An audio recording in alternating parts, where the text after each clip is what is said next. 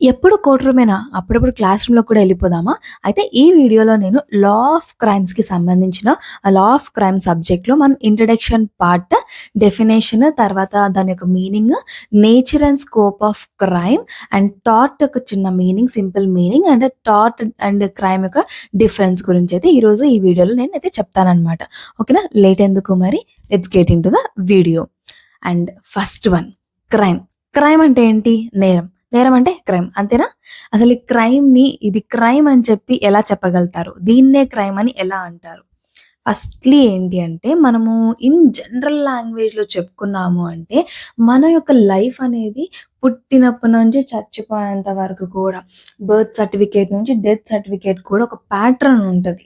ఈ యొక్క రూల్స్ అన్నీ ఫాలో అవుతూ ఉంటాం. తర్వాత మనం డే టు డే లైఫ్‌లో వచ్చేసి ఎలా ఉంటుంది, మనం మార్నింగ్ లేచి వర్క్‌కెళ్తాం. వర్క్‌కెళ్ళేటప్పుడు దారిలో మనకేముంటుంది ట్రాఫిక్ ఉంటుంది. ట్రాఫిక్ సిగ్నల్ ఉంటుంది.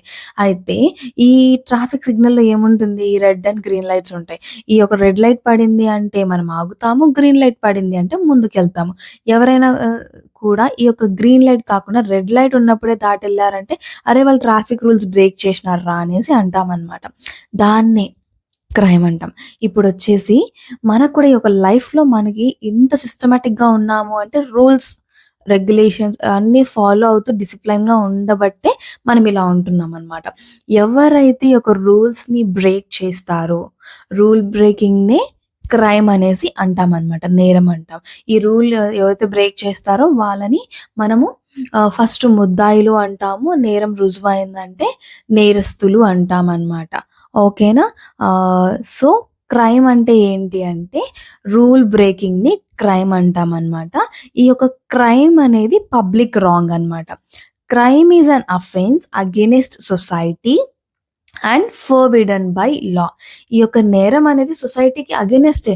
ఇప్పుడు నువ్వు కొడతావు ఒక మనిషిని. కొట్టడం అనేది ఏమన్నా సొసైటీకి ఫేవరా? కాదు గదా! అగైనెస్టే గదా! And forbidden by law. Law ఎక్కడ నీకు చెప్పదు. నువ్వు కొట్టు ఒక మనిషిని అని. కొట్టొద్దు అనే చెప్తుంది. కొడితే నువ్వు లాని, చట్టాన్ని ఉల్లంఘించినావు. కొట్టడం అనేది నిషేధము.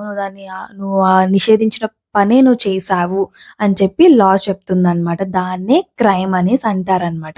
అయితే ఈ యొక్క crime is differ from country to country and changes from time to time అనమాట. ఇప్పుడు బెస్ట్ ఎగ్జాంపుల్ చూసుకుందాం. ఏంటంటే ఏ దేశంలో కూడా లేని ఒక ఆచారం మన దేశంలో ఉందనమాట.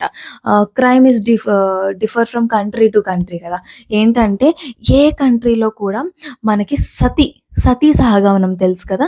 సతి అనేది క్రైమ్ చాలా పెద్ద క్రైమ్ అనమాట. అంటే ఏంటి సతి అంటే ఏంటి? ఒక భర్త చనిపోయినప్పుడు భార్య బతికున్నప్పటికి కూడా భార్యని కూడా భర్తతో పాటు చితిలో కాల్చేస్తారు.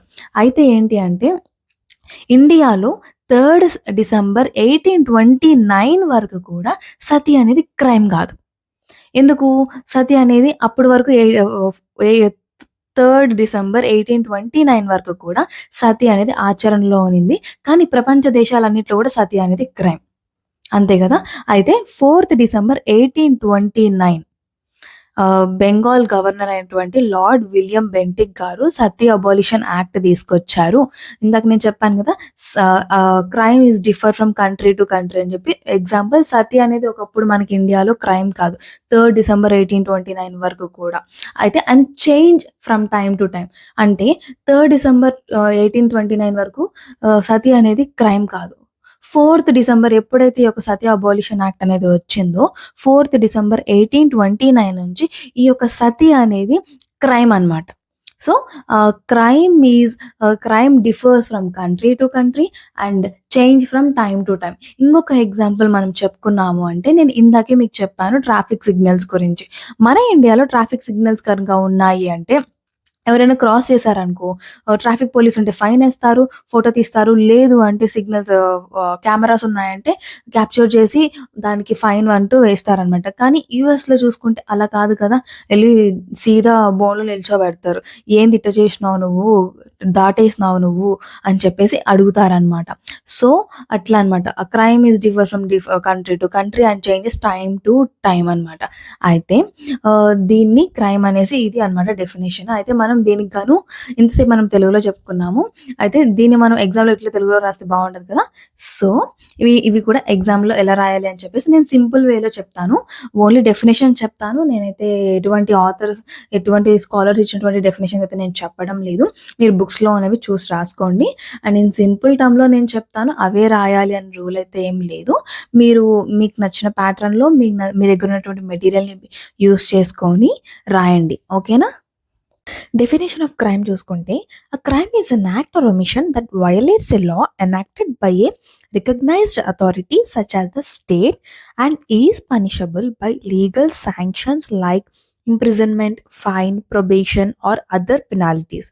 ఇంకా సింపుల్గా చెప్పామంటే, a crime is behavior that the law considers harmful to society and therefore forbids. ఇప్పుడు అంతే కదండి. ఇప్పుడు క్రైమ్ అనేది, నేరం అనేది లా ఏం చెప్తుంది? నేరం అనేది సొసైటీకి హార్మ్‌ఫుల్, అందుకే దాన్ని నిషేధించాము అని చెప్పి చెప్తుందనమాట. నెక్స్ట్ మనం నేచర్ ఆఫ్ క్రైమ్‌లోకి తీసుకుంటే, నేను 3 పాయింట్స్ అయితే తీసుకున్నాను. మీరు ఇంకా కావాలంటే యాడ్ చేసుకోవచ్చు. అవి ఏంటి అంటే, social phenomenon, harmful to society, involves mens rea, guilty mind. Social ఫెనామినన్‌లో తీసుకున్నాము అంటే, crime is a product of social conditions. It arises from social interaction and affects society as a whole. దీనికి best example drug trafficking. Drug trafficking వల్ల మనకి సొసైటీలో ఎంత నష్టం జరుగుతోందనేది మనకి బాగా తెలుసు. అందరికీ బాగా తెలుసనమాట. అండ్ నెక్స్ట్ వన్ వచ్చి హార్మ్‌ఫుల్ టు సొసైటీ. క్రైమ్ అనేది సొసైటీకి చాలా హానికరం. Crime threatens social order, safety, peace and welfare. ఇప్పుడు నేరాలు జరుగుతా ఉంటే ఎవరైనా ప్రశాంతంగా, సేఫ్టీగా ఉండగలుగుతారా? పీస్‌ఫుల్‌గా ఉండగలుగుతారా? లేదు కదా! సో, క్రైమ్ అనేది హార్మ్‌ఫుల్ టు సొసైటీ అనమాట. And next one involves mens rea, guilty mind. Most crimes require criminal intent. అంటే ఇప్పుడు చాలా క్రైమ్స్ ఉంటాయి. దానికి ఇంటెన్షన్‌తో చేసే క్రైమ్స్ చాలా ఉంటాయి. నాలెడ్జ్‌తో చేసే క్రైమ్స్ అంటే ఇది నేరం అని తెలిసి కూడా చేసేటోళ్ళు చాలామంది ఉన్నారు. బెస్ట్ ఎగ్జాంపుల్ మనం చెప్పుకున్నాము అంటే సెక్చువల్ అసాల్ట్, రేప్ కేసెస్ కావచ్చు, మర్డర్ కేసెస్ కావచ్చు, థెఫ్ట్ కావచ్చు, రాబరీ కావచ్చు, ఇవన్నీ గూడా అనమాట. గిల్టీ మైండ్‌తో చేసేటువంటి క్రైమ్స్ అనమాట ఇవన్నీ గూడా. So, it involves mens rea, guilty mind అంటే ఇంటెన్షన్‌తో గాని, నాలెడ్జ్‌తో గాని చేసేటువంటి క్రైమ్స్ అనమాట. అండ్ నెక్స్ట్ వన్ మనం scope of crimes. Scope of క్రైమ్స్‌లో మనం చూసుకున్నాము అంటే, the scope of crimes refers to the wide range of activities classified as criminal. It includes crime against persons. అంటే పర్సన్‌కి అగైనెస్ట్‌గా జరిగేటువంటి నేరాలనమాట. లైక్ ఏంటి, ఆహ్, మర్డర్ కావచ్చు, అసాల్ట్ కావచ్చు, కిడ్నాపింగ్ అండ్ డొమెస్టిక్ వయలెన్స్. ఇక్కడ నేను అసాల్ట్ అనే వర్డ్ వాడాననమాట. ఏంటి అంటే లా స్టూడెంట్స్ గుర్తుపెట్టుకోండి. మనం రేప్ అనే వర్డ్ కంటే కూడా దాన్ని సెక్చువల్ అసాల్ట్ అనేసి మనం వాడాలనమాట ఆ వర్డ్‌ని. ఇది మాత్రం గుర్తుపెట్టుకోండి. ఓకేనా? అండ్ నెక్స్ట్ వన్ వచ్చేసి క్రైమ్స్ అగైన్స్ట్ ప్రాపర్టీ. ప్రాపర్టీకి అగైనెస్ట్‌గా జరిగేటువంటి క్రైమ్స్ ఏమి? థెఫ్ట్, రాబరీ, డెకాయిటీ ఇలాంటివన్నీ అనమాట. అండ్ నెక్స్ట్ వన్ వచ్చి క్రైమ్స్ అగైనెస్ట్ సొసైటీ. సొసైటీకి అగైనెస్ట్‌గా జరిగేటువంటి క్రైమ్స్ వచ్చేసి drug trafficking, prostitution, gambling, public nuisance and human trafficking.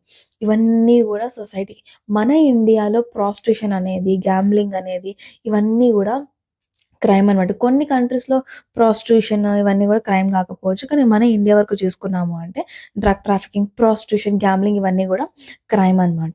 And next one వచ్చేసి crimes against the state. State అంటే కంట్రీ. కంట్రీకి అగైన్స్ట్‌గా క్రైమ్స్ ఏముంటాయి? Sedition, terrorism and offences against national security అనమాట. ఇవన్నీ వస్తాయి దీంట్లోకి. Then next one white collar crimes ఎక్కువైపోతున్నాయి నౌఎడేస్ అనమాట. అవి ఏంటి అంటే fraud, corruption, bribery, tax evasion and corporate crimes అనమాట. సో, ఇవండి definition of crime and nature and scope of crime అనమాట. అండ్ నెక్స్ట్ వన్ వచ్చేసి మనము టార్ట్ గురించి డిస్కస్ చేసుకుందాం. టార్ట్ యొక్క మీనింగ్ అనేది తెలుసుకుందాం. ఎందుకు అంటే ఇప్పుడు క్రైమ్ అనేది 2 టైప్స్ ఉంటాయి. Civil wrong and criminal wrong. మనకి ఈ టార్ట్ అనేది ఏంటి? టార్ట్ అనేది సివిల్ రాంగ్ అనమాట. క్రిమినల్. టార్ట్ అనేది ప్రైవేట్ రాంగ్. క్రైమ్ అనేది పబ్లిక్ రాంగ్ అనమాట. సో, దానికోసం మనము సివిల్ రాంగ్ ఏంటి? క్రిమినల్ రాంగ్ ఏంటి? అనేది తెలుసుకోవాల్సి ఉంటుంది. అందుకు మనం టార్ట్ గురించి దీంట్లో మనము డెఫినిషన్‌లో డిస్కస్ చేసుకుంటాం. డెఫినిషన్ పార్ట్ మనం చదువుకునేటప్పుడు. ఓకేనా? ఇంకా టార్ట్ మీనింగ్‌లోకి వెళ్ళిపోయాము అంటే టార్ట్ వచ్చేసి the law of torts deals with civil wrongs committed against individuals other than breach of contract or trust. A tort is a wrongful act or omission that causes legal injury to another person, property or reputation and gives rise to a civil remedy, usually in the form of damages అన్నమాట. The main purpose of the law of torts is to provide compensation to the injured party and to prevent future harm by imposing liability on the wrongdoer. ఈ tart అనేది ఏంటి అంటే civil wrongs అనమాట. ఇక్కడ ఏంటంటే ఎటువంటి physical injury ఉండదు దీంట్లో. దీంట్లో లీగల్ ఇంజురీస్ ఉంటాయి. ది బెస్ట్ ఎగ్జాంపుల్ మనం చెప్పుకున్నాము అంటే ఇంజంక్షన్ సూట్స్ వేస్తూ ఉంటాం, లేదంటే డెఫమేషన్ కేసెస్ వేస్తూ ఉంటాం అనమాట. దీంట్లో మనకి ఏంటి అంటే పనిష్మెంట్ వచ్చేసి మనకి కాంపెన్సేషన్ ఇస్తుందనమాట కోర్ట్. ఒకవేళ కాంపెన్సేషన్‌ని కంప్లై చేయకపోతే మనకి సివిల్ ప్రిజన్ ఉంటుంది దీంట్లో. అంతేగాని ఇది సివిల్ రాంగ్ కిందకొస్తుంది. క్రైమ్ కిందకి రాదనమాట. సో, దీంట్లో బెస్ట్ ఎగ్జాంపుల్ మనం డెఫమేషన్ చూసుకోవచ్చు. పరువు నష్టం. ఇంకా మనం తర్వాత డిఫరెన్స్ బిట్వీన్ టార్ట్ అండ్ క్రైమ్‌లోకి మనం వెళ్ళిపోయాము అంటే, నేను కొన్ని పాయింట్సే తీసుకున్నాను. మీరు ఇంకా కూడా యాడ్ చేసుకోవచ్చనమాట దీనికి సంబంధించింది. నేను కొంచెం క్లియర్‌గా అర్థమయ్యే 4 పాయింట్స్ అయితే 4, 5 పాయింట్స్ అయితే నేను దీంట్లో తీసుకున్నాను. అవి ఏంటివి అని చెప్పేసి మనం చూద్దాం. Tart is a civil wrong. Crime is a public wrong. Tart example వచ్చేసి డెఫమేషన్, న్యూసెన్స్. ఈ యొక్క టార్ట్ అనేది ఏంటి? వయలేషన్ ఆఫ్ ప్రైవేట్ రైట్ అనమాట. ఇట్స్ టార్ట్ వచ్చేసి రాంగ్ అగెయిన్స్ట్ యాన్ ఇండివిడ్యువల్. ఇక్కడ మనము డైరెక్ట్‌గా సొసైటీ పైన అప్లై అవ్వట్లేదు టార్ట్ అనేది. సివిల్ రాంగ్ ఇండివిడ్యువల్ పైన ఇంపాక్ట్ అనేది ఉంటుందనమాట. ఎవరైతే ఈ టార్ట్‌ని కమిట్ చేస్తారో వాళ్ళని రాంగ్ డూయర్ అంటారనమాట. ఈ రాంగ్ డూయర్స్‌ని మనం టార్ట్‌లో ఏమంటాము అంటే టార్ట్ ఫీజర్ అంటామనమాట. అయితే ఈ యొక్క రాంగ్ డూయర్ వచ్చేసి ఈ సివిల్ రాంగ్ కేసెస్‌లో ఏంటి అంటే the wrong doer has to compensate. మనకి కాంపెన్సేషన్ వస్తుందనమాట ఈ యొక్క లీగల్ ఇంజురీకి గాను. అండ్ నెక్స్ట్ క్రైమ్‌లోకి మనం చూసుకున్నాము అంటే టార్ట్ అండ్ క్రైమ్‌కి డిఫరెన్స్ వచ్చేసి crime is a public wrong. Example murder, sexual assault, theft ఇవన్నీ కూడా అనమాట. అండ్ వయలేషన్ ఆఫ్ క్రైమ్ అనేది ఏంటి? Violation of public right. Tort వచ్చి violation of private right, crime వచ్చి వయలేషన్ ఆఫ్ పబ్లిక్ రైట్ అనమాట. ఈ యొక్క క్రైమ్ అనేది రాంగ్ అగెయిన్స్ట్ ద సొసైటీ. ఇదేంటంటే దీంట్లో ఫిజికల్ హార్మ్ అనేది కూడా ఉంటుంది మనకి. ఈ యొక్క రాంగ్ డూయర్స్ ఎవరైతే ఉంటారో, ఈ యొక్క క్రైమ్ అయితే ఎవరైతే కమిట్ చేసుంటారో వాళ్ళని క్రిమినల్ అంటామనమాట. అయితే ఈ క్రిమినల్ వచ్చేసి కాంపెన్సేషన్ కాదు. ఇక్కడ కాంపెన్సేషన్ సమ్ కేసెస్‌లో కాంపెన్సేషన్‌తో పాటు పనిష్మెంట్ కూడా ఉంటుందనమాట. ఈ యొక్క క్రైమ్‌లో వచ్చేసి మనకి. ఓకేనా? అయితే ఇదనమాట టార్ట్ అండ్ క్రైమ్‌కి గాను మనము ఇచ్చేటువంటి డిఫరెన్సెస్. నేనైతే కొన్నే చెప్పాను. రిమైనింగ్ మీరు మీ నోట్స్‌లో మీ యొక్క మెటీరియల్‌లో నుంచి కూడా మీరు తీసుకొని రాసుకోవచ్చు. అయితే ఇప్పుడొచ్చేసి మనకి ఈ యొక్క చాప్టర్‌కి గాను మనకి కొన్ని క్వెషన్స్ అడిగే ఛాన్సెస్ అయితే ఉన్నాయి. అవేంటో చూసుకుందాం. 3 క్వెషన్స్ అయితే నేను మెన్షన్ చేస్తున్నాను. ఇంపార్టెంట్ అనేం కాదు. అడిగే ఛాన్సెస్ అయితే ఉన్నాయన్నమాట. మెయిన్‌గా మనకి ఈ 3 క్వెషన్స్‌లో మెయిన్‌గా థర్డ్ క్వెషన్ అయితే ఎక్కువ అడుగుతూ ఉంటారు. దీంట్లో 3 క్వెషన్స్ ఏంటి అంటే define crime and distinguish it from tort. అంటే difference between tort and crime అనమాట. అండ్ నెక్స్ట్ వన్ వచ్చేసి define crime. Can the same act constitute as crime as well as a tort. And next one వచ్చేసి define crime and discuss the nature and scope of crime. మనకి ఈ యొక్క third question అనేది ఎక్కువగా అడిగే scope అయితే ఉంటుందన్నమాట. సో ఇదండి మనకి క్రైమ్‌కి సంబంధించినటువంటి introduction along with nature and scope of crime and difference between tort and crime అనమాట. దానికి గాను మనకి ఒకవేళ క్వెషన్ ఎగ్జామ్‌లో అడిగేటువంటి కొన్ని ఇంపార్టెంట్ క్వెషన్స్ ఇవి. సో మీకు గాను ఈ వీడియోకి సంబంధించి ఎనీ డౌట్స్ ఉంటే మాత్రం ప్లీజ్ లెట్ మీ నో. ఓకేనా? అంటిల్ దెన్ నెక్స్ట్ వీడియోకి కలుసుకుందాం. Until then by.